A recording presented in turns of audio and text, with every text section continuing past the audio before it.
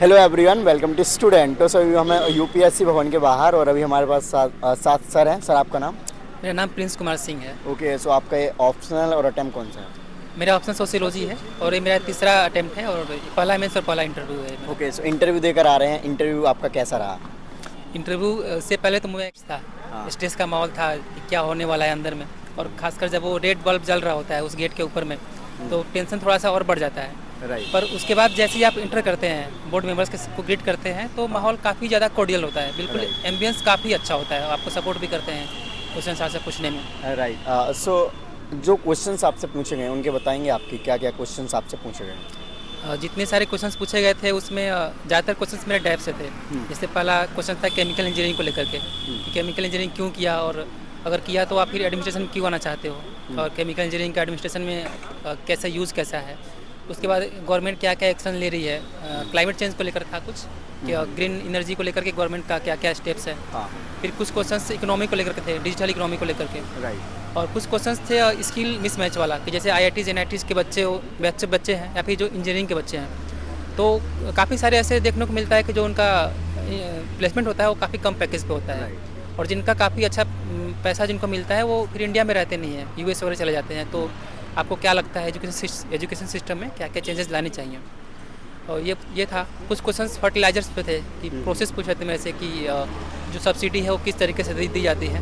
और कुछ questions national education policy पे थे, कि ये पॉलिसी पहले की पॉलिसी से कैसे अलग है। सो जैसे जो क्वेश्चंस आपसे पूछे जा रहे थे, फिर जो आप आंसर कर रहे थे, क्या आपने एक टाइम लिमिट सेट कर रखा था अपने माइंड में, बैक ऑफ द माइंड, कि मैं इसका इतना ही आंसर दूंगा?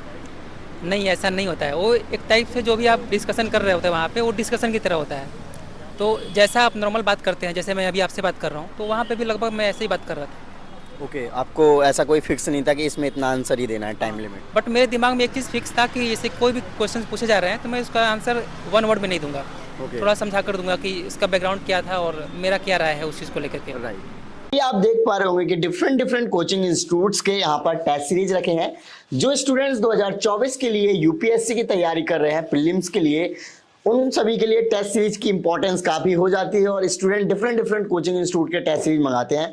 फ्रेंड्स, ये जो टेस्ट सीरीज है ये आपको स्टूडेंट्स बुक शॉप के द्वारा आप घर बैठे मंगवा सकते हैं। जैसे कि आप देख पा रहे होंगे अलग अलग कोचिंग इंस्टीट्यूट के, आपको जिस कोचिंग इंस्टीट्यूट के चाहिए, आप ये जो नंबर देख सकते हैं इस पर कॉल करके घर बैठे मंगवा सकते हैं। और ये 35-40 रुपए का एक टेस्ट पड़ता है, साथ में डिलीवरी चार्जेस अलग से आते हैं।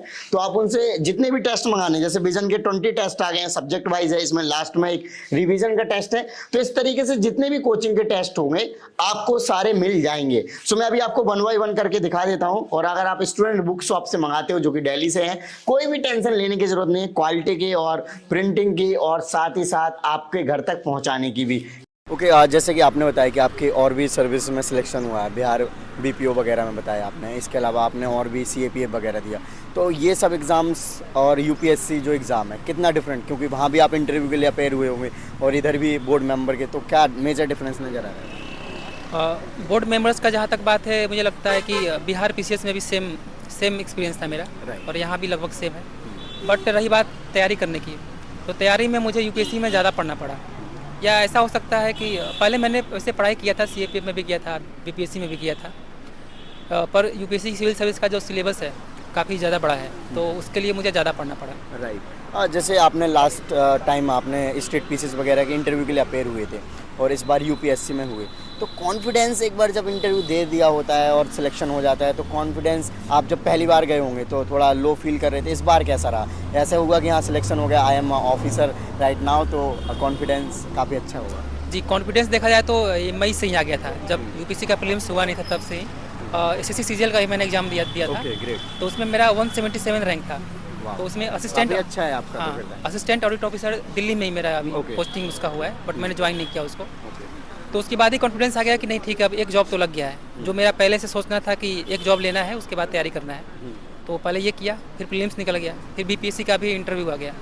तो कॉन्फिडेंस एक तो था ही कि ज़्यादा कुछ बिगड़ने वाला है नहीं, एक जॉब है मेरे पास, तो इसीलिए फिर वो भी क्लियर हो गया। अब फिर UPSC में आए तो लगभग। तो मॉक आपने दिए, मॉक इंटरव्यूज़ वगैरह? मॉक इंटरव्यू तो ज़्यादा टाइम था नहीं, क्योंकि मैं IFS का भी मेंस दिया मैं। अरे वाह। तो 4 दिसंबर को ख़त्म हो गया था, तो उसके बाद 8 को रिजल्ट आ गया। तो ज़्यादा टाइम बचा नहीं, बट इसमें क्या किया मैंने कि जो मेरे फ्रेंड्स वगैरह थे, तो लगभग 7 या 8 1-to-1 मॉक दिया मैं उनके साथ। और उसके बाद मैं यहीं रहता हूँ दिल्ली में, तो वहाँ पे पैनल कुछ वहाँ पे होते हैं, जैसे हमदर्द स्टडी सर्कल में रहता हूँ, तो वहाँ पे पैनल्स काफ़ी अच्छे आते हैं। 2 मॉक वहाँ पे दिया मैंने, और 1 मॉक दिया मैंने करोल बाग में। तो हमदर्द जो स्टडी सर्कल बता रहे हैं वो क्या फाउंडेशन टाइप का है? हाँ, एक ये ट्रस्ट टाइप का है। वहाँ पे जैसे कि जो इकोनॉमिकली वीकर सेक्शंस हो गए या फिर जो माइनॉरिटीज़ हो गए, तो उनके लिए वो होता है वहाँ। एंट्रेंस एग्जाम के हाँ, एंट्रेंस एग्जामिनेशन प्लस इंटरव्यू भी कंडक्ट किया जाता है। राइट, तो एक आपका वो भी एक्सपीरियंस हो गया। हाँ, वो भी अच्छा, हो एक चीज़ और, जैसे इतने मल्टीपल आप एग्ज़ाम दिए जा रहे थे, कभी मेंस कभी इंटरव्यू, और इस बीच आप यूपीएससी को भी दे गए। आपने 3-4 एग्ज़ाम तो अभी गिनाई दिए कि निकाल रखे हो, दिए तो और भी ज़्यादा होंगे, तो ये कैसे पॉसिबल हो पाया? देखिए, प्रेशर बहुत होता है। लास्ट के 1.5 साल में देखा जाए तो काफ़ी ज़्यादा प्रेशर था। हाँ, पर चूँकि ये मोटिवेशन मेरे को आया CAPF का, जब मैं पहला अटेम्प्ट दिया था, तो उस वक्त जब मैं फिजिकल में बाहर हो गया था, वो भी गोला फेंकने में बाहर हो गया था, तो उसके बाद से ऐसा आया कि नहीं, बाहर हो गया कोई बात नहीं, पर अब छोड़ेंगे नहीं, अब तो लग के रहना है, कुछ ना कुछ निकालना ही पड़ेगा। राइट। तो डेव वगैरह जो प्रिपेयर करा जाता है और मेंस जब हो जाता है, तो मेनली इंटरव्यू की तैयारी उसी टाइम से आपने स्टार्ट करी थी यूपीएससी के लिए, या फिर पहले भी करते रहे आप? और नहीं, जैसे 19 दिसंबर को आ गया था डेट शीट की, मेरा 8 जनवरी को है, तो तैयारी मैंने इसी दिन स्टार्ट किया था। बाकी थोड़ा बहुत प्रिपेयर था मेरा, जैसे बिहार PCS का जब मैं तैयारी किया था तो ड्राइव थोड़ा प्रिपेयर कर लिया था मैं। हाँ। तो पर फिर भी थोड़ा अलग होता है यूपीएससी सिविल सर्विस का, एक क्रेज टाइप का भी अलग होता है, और अंदर से भी डर रहता है कि क्या पूछ लिया जाएगा अंदर में। तो बाकी जो भी ये दिन बचे थे 20 दिन, इसमें मैंने काफ़ी अच्छे से तैयारी किया। बाकी अब देखते हैं। राइट, डेव वगैरह को प्रिपेयर करने में आपने खुद की हेल्प ली, किसी कोचिंग इंस्टीट्यूट के लिए? और डेव वगैरह में जैसे हॉबीज़ वगैरह एक इंपॉर्टेंट होते हैं, और ऐसे कई चीज़ें होती हैं जो जनरली स्टूडेंट्स की होती भी नहीं है, बट वो डेव में सोचते हैं फिल कर दें।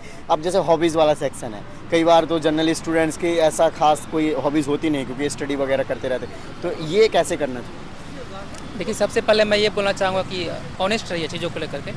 अगर हॉबी नहीं है तो कोई एक हॉबी बना लीजिए। जैसे मैं देखा हूँ अपने फ्रेंड्स वगैरह में कि जॉगिंग हॉबी भी डाल रखे हैं। Okay. जैसे मेरा हॉबी जिमिंग करने का था, वैसे जिमिंग मैंने 6 महीने से स्टार्ट किया लगभग। ओके। और बाकी watching Hindi movies and web series, ये भी मेरा एक हॉबी था। तो वही चीज़ लिखिए जो चीज़ आप कर रहे हो, ताकि कोई भी क्वेश्चन अगर आता है, बोर्ड मेंबर्स पूछते हैं, तो आप जो है उस पर वो ना पड़ जाए कि ताकि उनको लग जाए कि नहीं झूठ बोल रहा है। Right. झूठ अगर बोलेगा तो फिर मुझे लगता है कि आप पकड़े जाएंगे, फिर मार्क्स भी कम हो सकते हैं। ओके। सो ओवरऑल जैसे आपने इतने सारे एग्ज़ाम वगैरह दिए, फिर यूपीएससी का आप देख रहे हो, और फाइनली इंटरव्यू में आप आए हो, और मे गॉड ब्लेस कि आप इस बार सिलेक्शन भी हो जाएगा।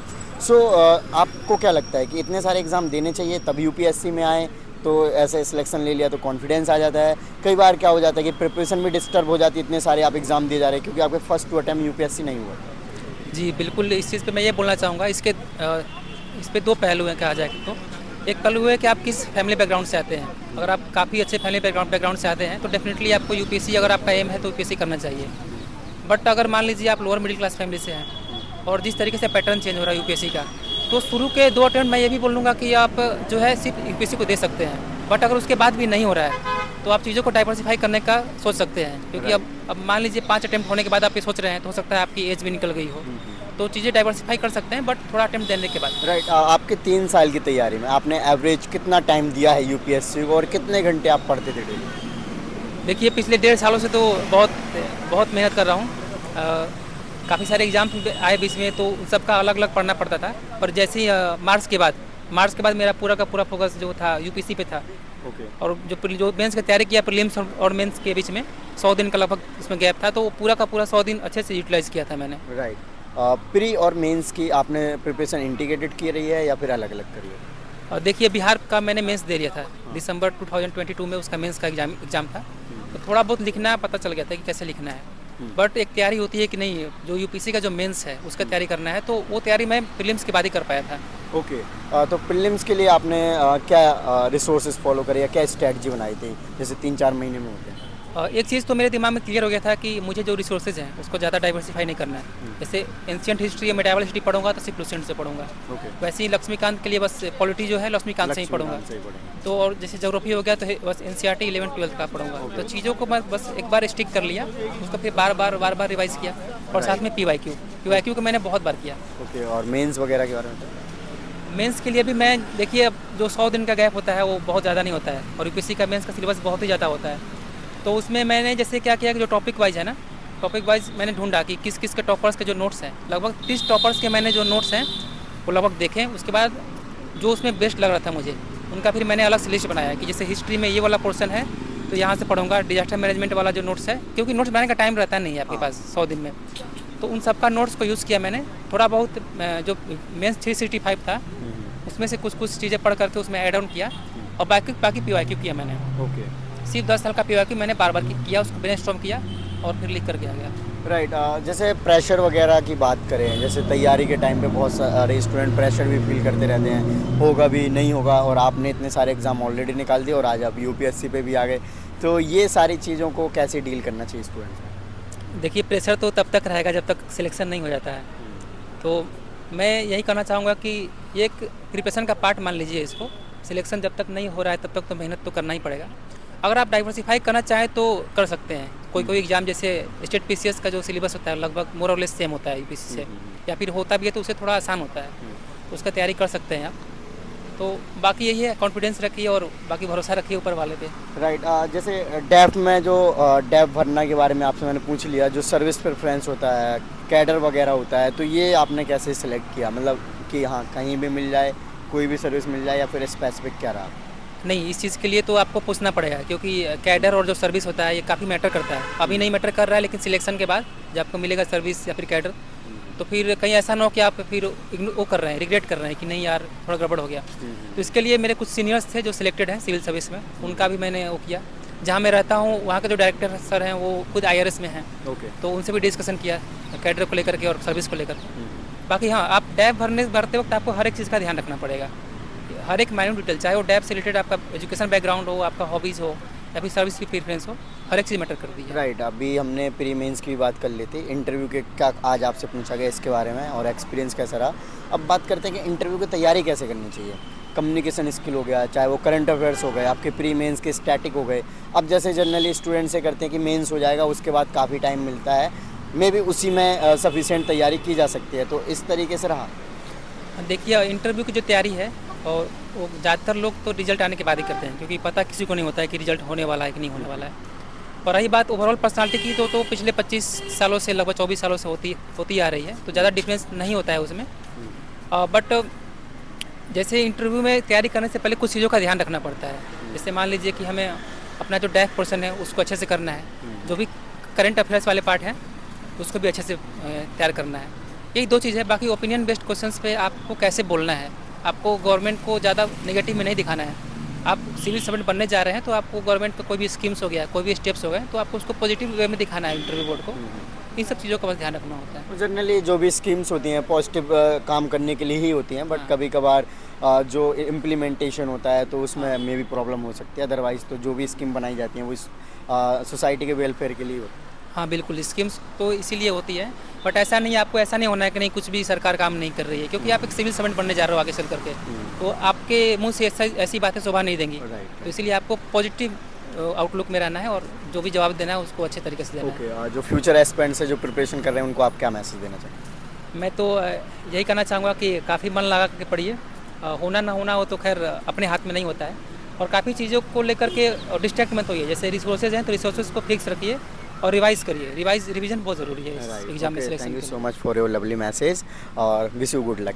Thank you.